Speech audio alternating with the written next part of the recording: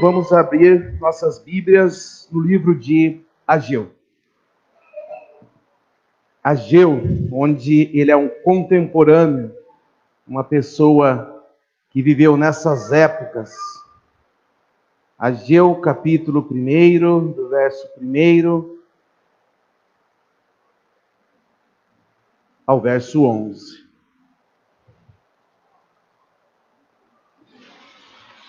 Diz assim a palavra de Deus. No 2º ano do rei Dario, no 6º mês, no 1º dia do mês, veio a palavra do Senhor por intermédio do profeta Ageu a Zorobabel, filho de Salatiel, governador de Judá, e a Josué, filho de Josadaque, o sumo sacerdote, dizendo: assim fala o Senhor dos exércitos. Esse povo diz: não veio ainda o tempo em que a casa do Senhor deve ser edificada. Veio, pois, a palavra do Senhor por intermédio do profeta Ageu, dizendo: acaso é tempo de habitardes vós em casas apaineladas, enquanto essa casa permanece em ruínas? Ora, pois, assim diz o Senhor dos exércitos: considerai o vosso passado. Tendes semeado muito e colhido pouco. Comeis, mas não chega a fartar-vos. Bebeis, mas não dá para saciar-vos. Vestivos, mas ninguém se aquece. O que recebe salário, recebe-o para pô-lo num saquetel furado. Assim diz o Senhor dos exércitos: considerai o vosso passado. Subi ao monte, trazei madeira e edificai a casa. Dela me agradarei e serei glorificado, diz o Senhor. Esperastes o muito, e eis que veio pouco. E esse pouco, quando trouxestes para casa, eu com um assopro o dissipei. Por quê? Diz o Senhor dos exércitos: por causa da minha casa, que permanece em ruínas, ao passo que cada um de vós corre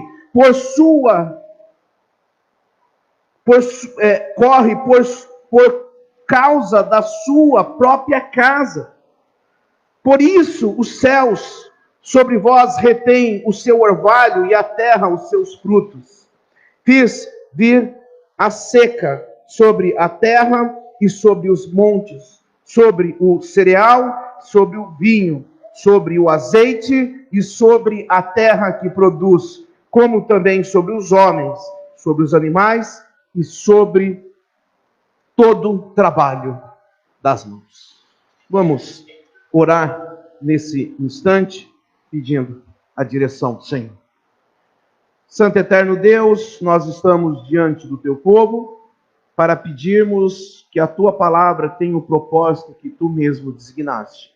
Cuida do nosso falar, que possamos ser fiéis ao Senhor e que o teu Espírito nos dirija. É isso que pedimos, em nome de Cristo Jesus. Amém. No livro do Apocalipse, quando o anjo fala, quando Cristo, ele está falando às igrejas, ele coloca que a igreja de Éfeso era uma boa igreja, uma igreja que tinha mantido a fidelidade, porém, que tinha mantido a fidelidade na palavra, porém eles tinham se esquecido do primeiro amor. Também Jesus diz que todo aquele que toma a mão do arado, ele não pode olhar para trás. Ele não deve olhar para trás, porque assim ele não é digno do seu trabalho. É isso que a palavra de Deus, portanto, nos diz. E uma conclusão que nós podemos ter é que, por vezes, em algum momento da vida, nós tomamos uma decisão muito forte por Cristo. Essa ação dirigida, como todos sabemos, pelo Espírito Santo. Mas com o passar do tempo, algumas pessoas esfriam, ao invés de crescerem na fé. Ao invés de abraçarem a causa e amarem o Salvador mais e mais, elas ficam vivendo de um passado. Quando ela vinha à igreja, quando orava, quando trabalhava, e se esquece que todo o presente está aqui. Muitas pessoas começam mais a viver de um passado do que realmente de um presente e do que de uma obra do futuro. Muitas pessoas ficam presas a um novo nascimento, que é isso mesmo, que é o momento espetacular da vida do cristão. Mas o cristianismo, ele não é só o novo nascimento, o momento que nós nos tornamos bebês cristãos, vamos assim dizer, mas existe toda uma jornada de crescimento. E a mensagem dessa noite é: qual que é a sua prioridade? Ou que tipo de prioridade você tem? Ou o que você está buscando? A fidelidade do passado, ela deve ser mantida durante toda a vida para um crescimento sadio. E é isso que Deus, ele nos propõe. E nós devemos saber aquilo que queremos e buscar aquilo que é o correto, aquilo que é da palavra de Deus. Meus irmãos, nós estamos diante do livro de Ageu. O livro de Ageu, como os irmãos perceberam, nós fizemos uma leitura no livro de Esdras, em que Esdras capítulo 1, o povo volta do cativeiro. Esdras capítulo 2, o povo ele faz doações imensas, boas doações. Eles saem, vamos assim dizer, ainda no capítulo 1 de Esdras, eles saem de um suposto conforto da Babilônia para construir a Jerusalém, para construir novamente aonde Deus ia ser glorificado. Eles estão voltando à sua terra. E nós cremos, ao analisar todo o texto, que essas pessoas eram fiéis, pessoas honradas diante do Senhor, porque eles estavam abandonando e voltando às promessas de Deus. Capítulo 2, como eu disse, eles fazem doações. Alguns dão tudo o que tinham, para que a obra, a causa, fosse avante. Capítulo 3 que lemos, eles constroem o templo, os alicerces do templo, a construção da cidade. E aquela cena é uma cena de arrepiar.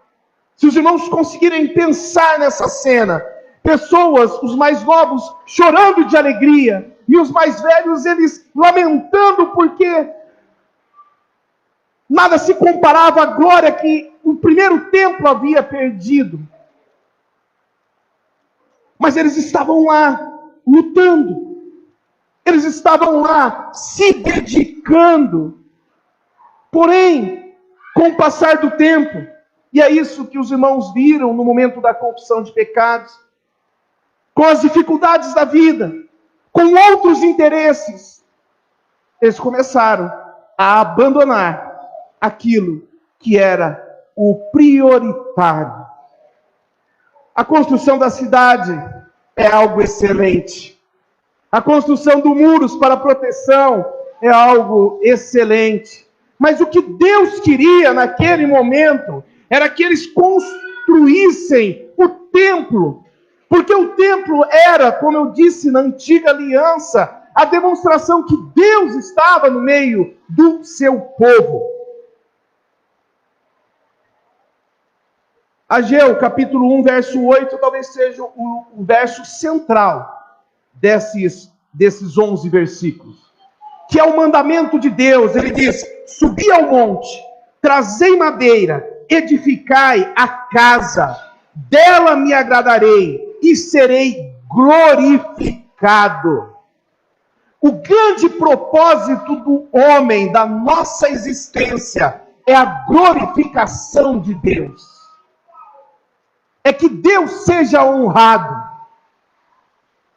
O propósito da nossa estadia aqui não é para que nós sejamos pessoas cheias de dinheiro, cheias de ambições, que nós sejamos um sucesso. Não é isso.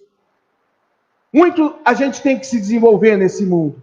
Mas tudo isso sobre a tutela da glorificação do nome de Deus. E naquela circunstância, glorificar a Deus era o quê? Construam o templo. Sejam fiéis. Voltem ao templo e construam, porque eu serei glorificado naquela casa. E vocês verão a glória do Senhor naquela casa. E o povo, o que ele faz? Ele se desanima. Ele se desanima. E portanto vem a palavra do Senhor para orientá-los. A palavra do Senhor vem para admoestá-los. A palavra do Senhor vem para repreender. E é isso que nós estamos fazendo nessa noite. Talvez você, meu irmão ou minha irmã, está vivendo no passado. Esses homens e essas mulheres de Ageu, nesse momento, eram pessoas especiais no passado. Fizeram grandes obras. Mas agora o Senhor volta e quer encontrá-lo. E eles são achados em falta. Porque eles não estão glorificando a Deus.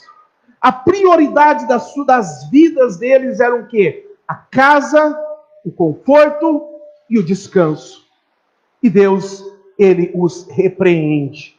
E é sobre essas repreensões e essa transformação que eu queria falar com os irmãos, pegando a sequência aqui do livro de Ageu.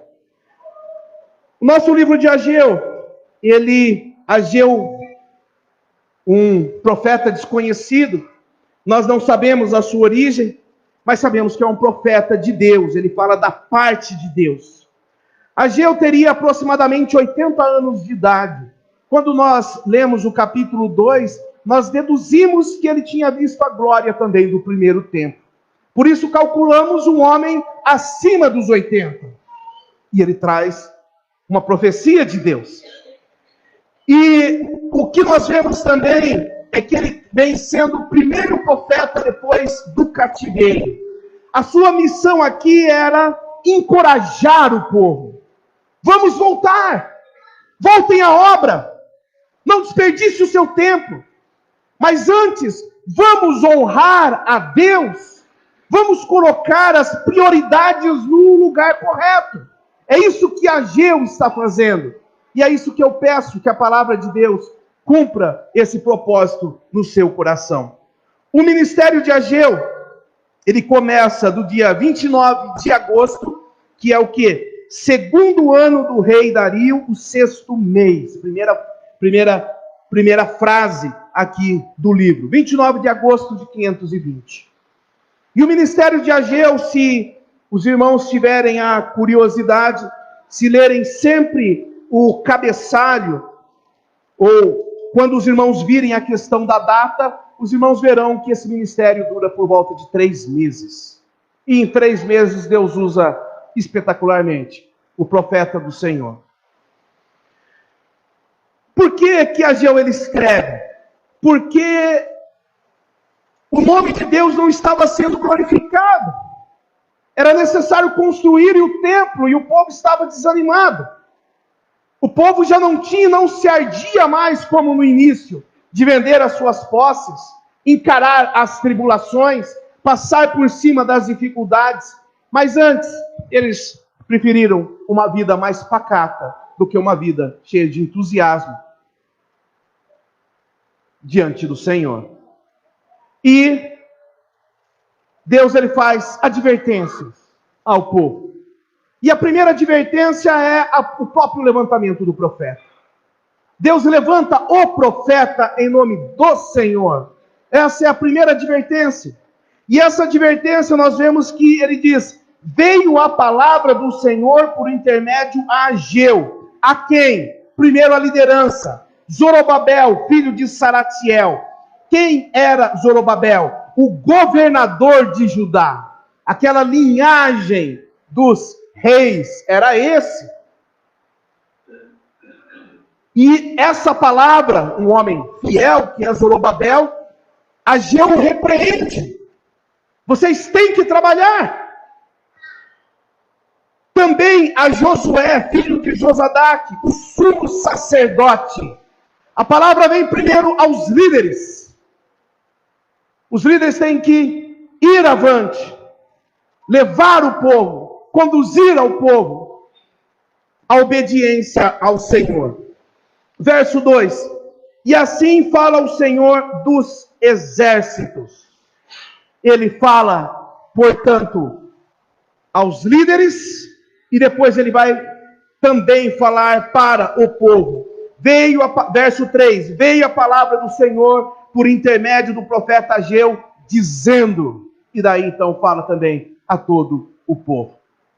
Primeiramente, nós como líderes, nós devemos ter ciência da nossa responsabilidade diante de Deus, que nós devemos conduzir o rebanho de Deus, cheio de fervor, cheio de devoção, cheio de santidade, querendo sempre estar diante de Deus. E a repreensão, o levantamento do profeta é uma bênção, mas também ele traz a repreensão da parte de Deus. E ele continua. A segunda repreensão é que Deus conduz a história. Amém. Que Deus conduz a história. E não é você quem conduz a sua história. E nem conduz a sua vida. O povo dizia da seguinte maneira, verso de número 2. Assim diz o Senhor dos Exércitos. Esse povo diz, não veio ainda o tempo em que a casa do Senhor deve ser edificada. Não é tempo ainda. É isso que eles estão dizendo. Eles começaram muito bem. Era necessária a construção do templo. Mas eles estão dizendo, não é o momento. Por que eles dizem isso? Por que eles estão dizendo isso? Primeiro, pela ameaça dos samaritanos. Nós já lemos esse texto. E eles interpretaram que não era necessário agora, talvez, um atrito com os samaritanos. Então, não é tempo, vamos dar um tempo com a construção? Ou uma má interpretação bíblica. Porque alguns poderiam entender Jeremias 29, que diz que seriam passados 70 anos até a restauração como a construção do templo. E a má interpretação bíblica nos leva a caminhos errados, fora da vontade de Deus. Às vezes nós assistimos na televisão algumas pessoas falando o que é vontade de Deus, e a gente não vê nada de uma interpretação bíblica correta. E é isso que eles estavam passando. E é isso que você pode passar. Você pode estar interpretando erroneamente a palavra e a vontade de Deus na sua vida. E por isso que você está fraco na fé.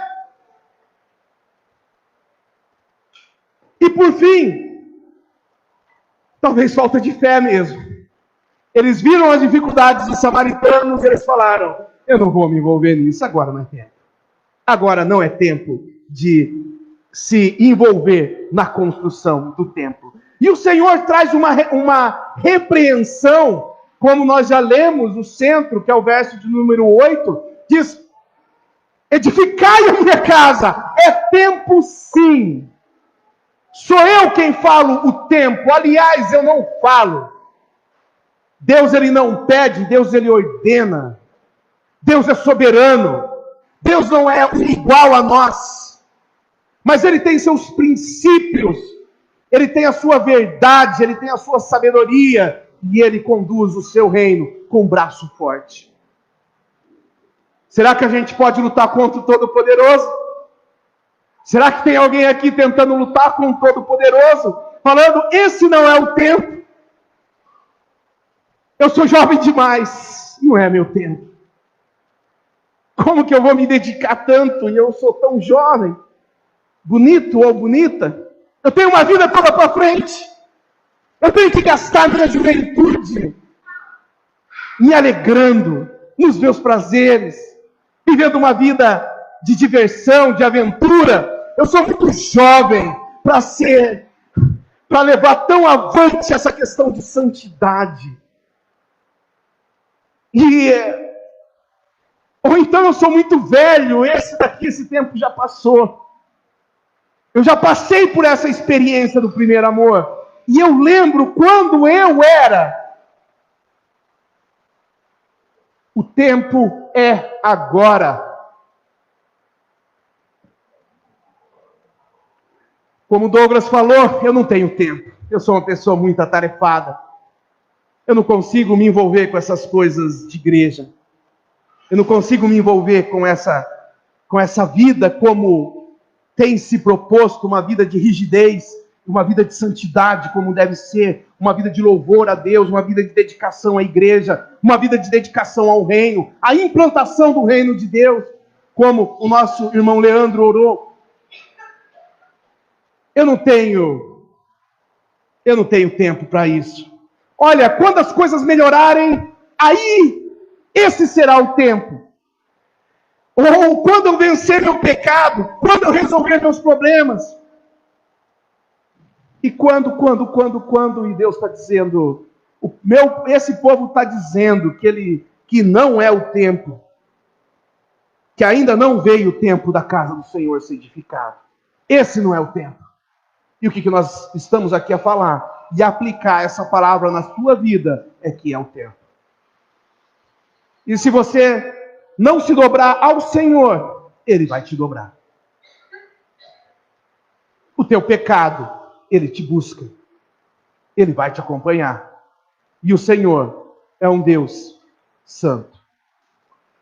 Às vezes nós gastamos muito tempo com tantas coisas. E nós dedicamos tanto tempo a tantas coisas. Alguns, justamente aos seus estudos, e é algo justo. Mas você tem que ver a sua prioridade. Alguns ao seu trabalho, trabalha demais. E não dedica tempo ao Senhor. Alguns aos seus esportes. Eu tenho que manter meu corpo em ordem e eu não tenho tempo para essas coisas. Alguns às suas distrações. Alguns à televisão, outros à Netflix. E assim vai. Mas o que eu quero dizer, meu irmão, se você leva a sério o que a palavra de Deus diz, é tempo de você se dobrar ao Senhor. Aonde você tem gastado o seu tempo e aonde está a sua prioridade. Aonde está o teu coração, aí está o teu tesouro. E tem muita gente colocando tesouro em lugares diferentes. O texto ainda ele continua dizendo da seguinte maneira. Verso de número 4 diz, verso 5, nós acabamos de ler o verso número 4 agora. Acaso é tempo de habitar de vós em casas apaineladas, enquanto a casa do Senhor permanece em ruínas? É esse o tempo, então? A prioridade do reino é a terceira repreensão. A prioridade. Então quer dizer que vocês, tudo bem, casas apaineladas. E a casa de Deus, ela tem que permanecer apenas nos alicerces. É dessa maneira que vocês acham. Isso é uma inversão de prioridades. É isso que Deus ele está querendo demonstrar com essa interrogação. Ele está querendo, então, é justo isso? A minha casa, em comparação à sua casa? É esse tipo de balança que você faz? Isso é certo? O tempo que você dedica a tantas outras coisas e a obra que você está deixando a fazer. Meus irmãos, talvez essa inversão de prioridades tenha se vindo pela tantas coisas que eles passaram. Eles começaram a reconstrução, mudança do lugar para morar, iniciar as plantações de colheita, a dura oposição.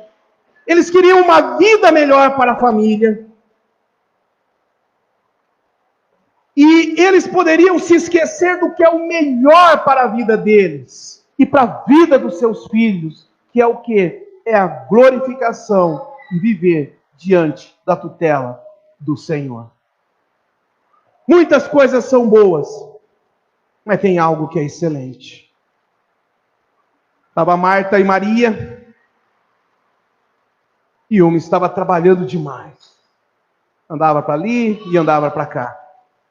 E ela, no intuito até mesmo de fazer uma repreensão a Maria, ela disse: Senhor, repreende ela, olha ali como que ela é.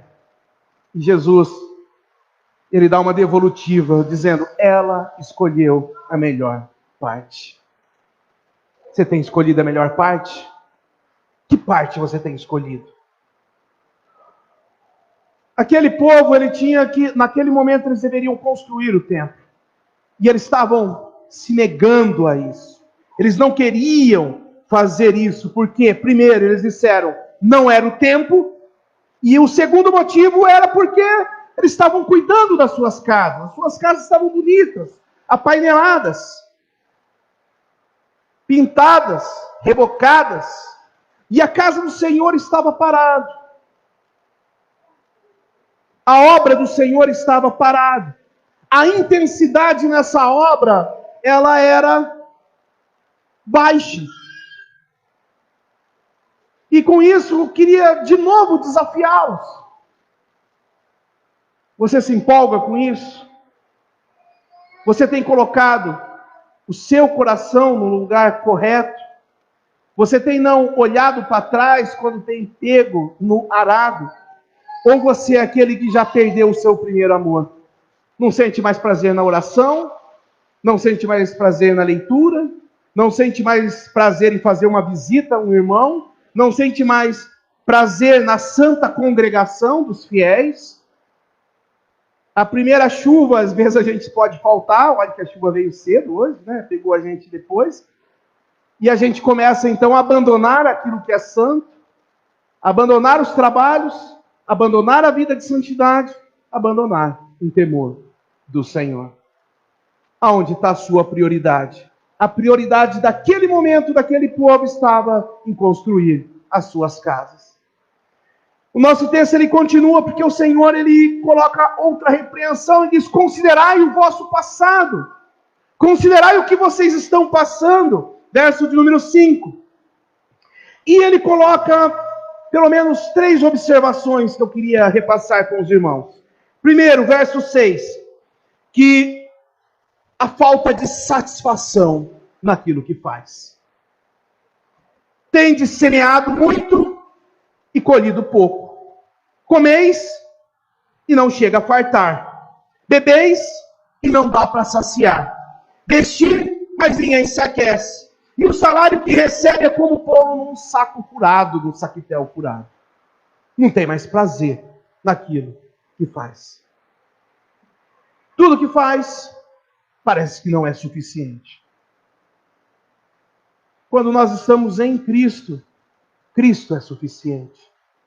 E eu quero desafiá-los a pensar, assim como Ageu diz, pense no vosso passado, pensa naquilo que você já passou. Pensa naquilo que você está passando. Os momentos mais felizes da sua vida, mesmo em tribulação, talvez foram os momentos que você mais se dedicou ao Senhor. Ganho, mas perco. Não tem satisfação. Alguém já comeu alguma coisa como comer isopor, que não tem gosto? Ou então, quando você come, não enche a barriga? Sempre está com fome. Tem alguns irmãos que são por outros motivos. Não quero entrar em detalhes. Alguns têm umas lombrigas maiores. Mas não quero entrar nisso. Mas o que eu quero dizer é que, falando sério, é que não tem satisfação na vida. Não consegue criar uma identidade, porque está longe dos princípios do Senhor. Um segundo aspecto é a falta também de uma esperança. Verso de número 9. Esperaste muito e veio pouco. Se não acertarem as suas prioridades, a sua esperança será vazia. Você espera muito. Um jovem, começando a vida, está esperando muito. Mas se ele se afastar do Senhor, pode ser um desastre. Uma pessoa, um homem e uma mulher casados, se não seguir os princípios do Senhor, o casamento pode ser um desastre. A educação dos filhos, o trabalho na igreja, a sua vida de santidade pode ser um desastre. Porque você espera muito, faz muitos planos, mas você está com a prioridade errada. E a prioridade não é os desejos do seu coração, mas a prioridade é nós vivermos uma vida que glorifique a Deus, que ame a Deus. Muito e vem pouco. E existe uma frase que nos deixa perplexo. Quando trouxeste para casa, eu como um assopro dissipei. Às vezes a gente acha que Deus ele só vai trazer bênção na vida. Mas o que Deus pode fazer muitas vezes é soprar aquilo que você leva para casa. Sabe por quê? Porque as suas prioridades estão equivocadas. Por quê, diz o Senhor dos Exércitos? Porque vocês estão esquecendo da minha casa, esquecendo de fazer a obra. Verso de número 10. Por isso os céus retêm o orvalho e a terra os seus frutos. Terceiro aspecto, Deus como agente da falta de prosperidade. Quando as nossas prioridades estão equivocadas, a bênção do Senhor não virá. Por isso, coloca a tua casa em ordem. Pessoas podem pensar que Deus está ao seu favor, quando, na verdade, Ele pode estar agindo ao contrário na sua vida. Os verbos aqui, eu dissipei, retenho o orvalho, eu fiz vir a seca. E assim termina o verso 11. E com isso, antes de continuar ainda mais um pouco, eu quero de novo perguntar para você, qual que é a sua prioridade? Não me responda aquilo que, puxa, eu sinto isso. Não. Eu quero que você pense na prática do seu dia a dia. Se você tem colocado realmente a mão no arado e não olhado para trás.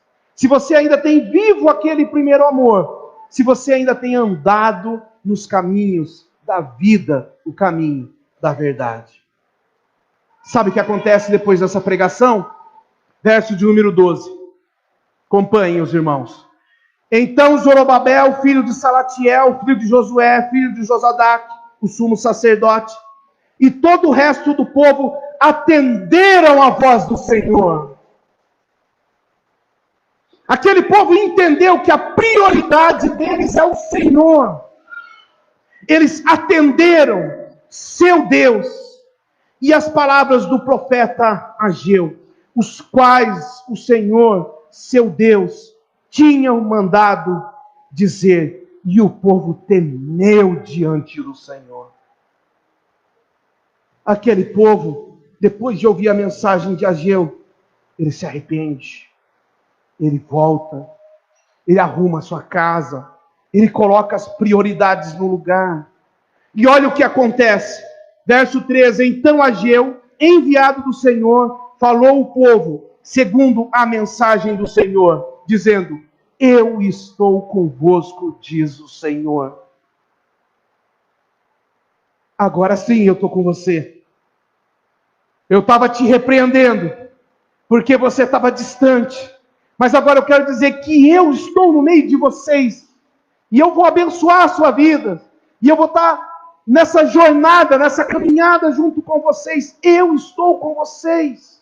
Eu vou ouvir sua oração. Eu vou aceitar o seu culto. Eu vou santificar a sua vida. Eu vou santificar seu lar. Que são coisas que nós queremos aqui. 14. E o Senhor despertou o espírito de Zorobabel, da liderança, filho de Salatiel, governador de Judá. E o Senhor também despertou o espírito de Josué, filho de Josadac, o sumo sacerdote. E também ele despertou o espírito do resto do povo. E eles vieram e se puseram ao trabalho na casa do Senhor dos Exércitos, o seu Deus. E esse era o 24º dia do 6º mês. O povo se dedicou. O povo entendeu que aquilo é palavra do Senhor. E eles atenderam. Mas toda essa obra veio de um despertamento que Deus trouxe ao coração do seu povo. Você tem pedido esse despertamento na sua vida? Você tem pedido esse despertamento na tua igreja, na sua SAF, com os homens? As crianças despertadas no Senhor, diz que o povo atendeu. e que o povo voltou à construção, e o povo voltou a obedecer, e Deus diz: eu estou com vocês, eu estou no meio de vocês, eu sou um companheiro seu, eu estou andando junto com vocês. É isso que Deus está dizendo nesse texto. E a construção do templo, ela volta a ser feita, e o nome do Senhor volta a ser glorificado. Meu irmão e minha irmã, eu não sei o seu passado, mas Deus vem sendo glorificado através da sua vida. Ou a sua história é uma história de passado. Assim como esse povo, quando começou o nosso texto, eles foram fiéis, mas chegou um momento que eles pararam, chegou um momento que eles esfriaram, chegou um momento que eles abandonaram, chegou um momento em que as coisas começaram a não fazer sentido. Mas Ageu, vindo da parte do Senhor, pregou dizendo: é necessário colocar as coisas em ordem. Primeiro, Deus levanta o seu profeta. Segundo, a prioridade do tempo não é sua. Deus fala, a gente obedece. Não é gente que conduz o que eu faço ou o que eu não faço. Eu apenas obedeço ao Senhor. Terceiro, as suas prioridades estão nos lugares corretos. É justo as suas casas estarem boas e a casa do Senhor em ruína. É justo você passar um tempo se divertindo e não passar um tempo na casa do Senhor. É justo algumas pessoas trabalharem, se dedicarem, e você abandonando essa obra. Isso é justo. Coloque a prioridade. Coloque Deus como prioridade da sua vida. E 3 razões que nós falamos. Às vezes, as coisas não terão sentido na sua vida. Segundo, às vezes, pode-se ter uma falsa esperança. Assim como aquelas músicas, ou então quando as pessoas estão doentes, e as pessoas do mundo falam: não, tenha fé, tudo vai dar certo. Não sei se vai dar certo. Não sei. Não sei mesmo. Se você não colocar a prioridade, Deus na prioridade, talvez não dê certo, não. Não vai dar certo. Não vai. Mas o povo atendeu. E o povo entendeu que a prioridade é do Senhor. E quem traz a maldição não é o diabo, não. Quem traz a maldição, eu dissipo, eu sopro. E Deus, ele faz isso educativamente para o seu povo. Para que aconteça aquilo que aconteceu. Um povo que ouviu a voz do Senhor. Um povo que quis se dedicar ao Senhor. Um povo que se entregou ao Senhor. Um povo que foi tocado pelo Espírito de Deus. Um povo que voltou à obra. Um povo que voltou a ter entusiasmo.